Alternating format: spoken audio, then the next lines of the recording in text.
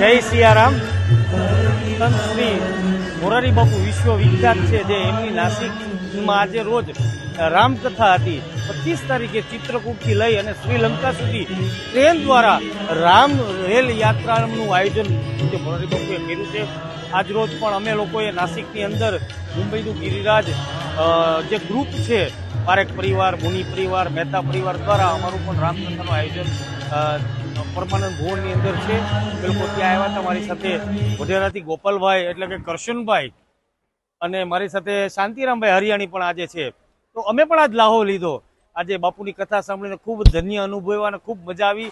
અને અમારા સંગીતનો સ્ટાફ નરેશ કાકા, નિલેશભાઈ પણ મળ્યા અને તાત્કાલિક આ બધું વાઇન્ડ અપ કરી અને કાલે પાછી બીજી જગ્યાએ લઈ જવાનું છે. તો અમે એ લોકોને મદદ પણ રૂપ આજે રોજ થયા હતા. અને અહીંયા પણ ધીમો ધીમો વરસાદ ચાલુ છે અત્યારે નાસિકની અંદર. અને ખૂબ મોટી સંખ્યાઓમાં આજે નાસિકની અંદર રામકથા બાપુની હતી. એ અમે પણ લાહો લીધો. તો અમને પણ ખૂબ ખૂબ મજા આવી. જય સિયારામ. बाकी सबके लिए सामने व्यवस्था है. जो एक दिन कथा सुनने आए हैं वो सभी भाई बहन जय सियाराम. भोजन के लिए पधारे. हमारे विपुलभाई लेरी जे રાજુલાના લેરી આર્ટ સ્ટુડિયો તેમના દ્વારા અમારે નાસિક આવવાનું છે. મુંબઈની જે ગિરિરાજ ગ્રુપ છે તેણે રામકથાનું આયોજન કરેલું હતું. તેમાં અમે લાઈ માટે આવેલા હતા.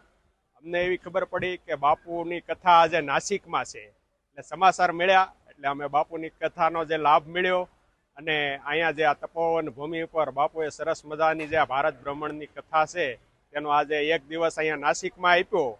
અને આ તપોવન ભૂમિ ઉપર અમે બાપુને સાંભળ્યા, દર્શન કર્યા ને મોટો લાભ મળ્યો. અને વિપુલભાઈ લેરી છે એના દ્વારા અમારે અહીંયા લાઈવમાં આવવાનું થયું. એના થકી અમને બાપુના દર્શન કરાવ્યા.